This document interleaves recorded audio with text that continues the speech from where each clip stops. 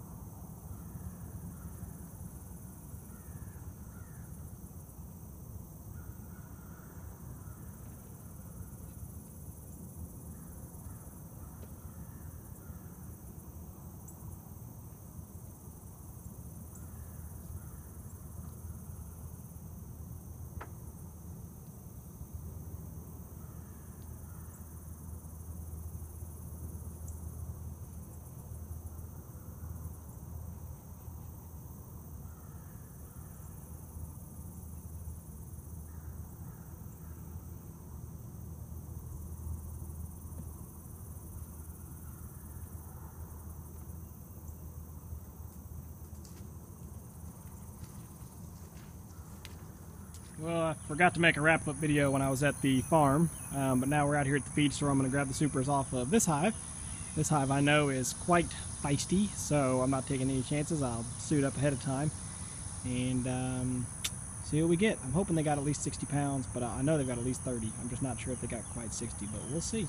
Anyway, I'm going to get these and then get them loaded in the truck. Got my truck parked over yonder with the honey that I got from the farm, and then we'll be headed home to get what I got. All right, well, forgot to make a cutoff for you guys, but I got the 2 supers from the farm, from the feed store, and I got another 2 supers, these 2 here off a hive out in the backyard, and a 5-frame medium, and a couple of other medium frames there in that deep box. It's not full, it's just got a couple in it. But anyway, I'm estimating by counting boxes, looking at the piles, maybe 275, 300 pounds would make me happy. So we'll get to spinning here and see what we got.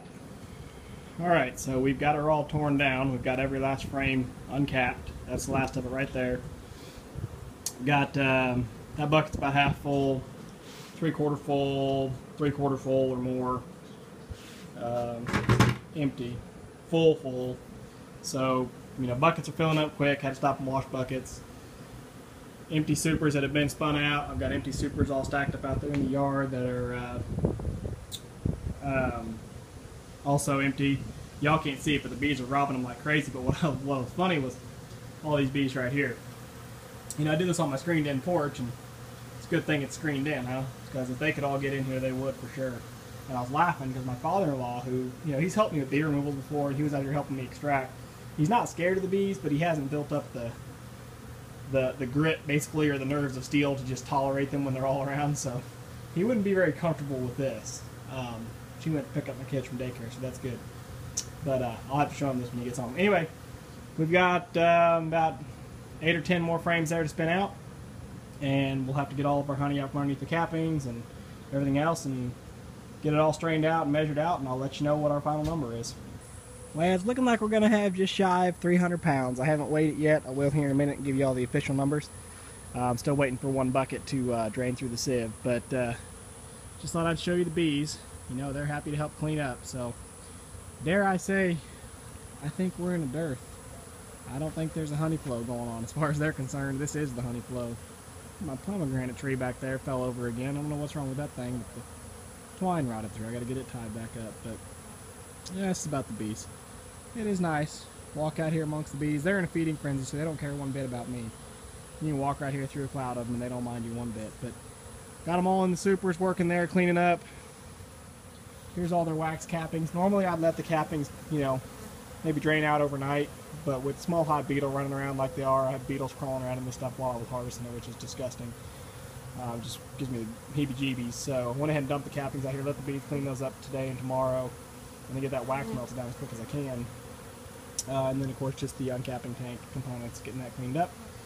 And then up here on the deck, they're working on the extractor, getting it cleaned up. I messed up and I let it pond a little bit. You know, every time you open feed honey like this, you want to make sure there's no puddles, nowhere the honey can pool up, because the bees will get it and they'll get themselves covered up and they'll suffocate. So you want to always lay your stuff on its side or prop it up so it can drain a little bit. You can see all the bees, they're all sticky and nasty in here, but hopefully they'll get each other all cleaned up and I won't be left with too many dead ones. But anyway, let me get these buckets weighed up here in a little bit and I'll give you the official numbers.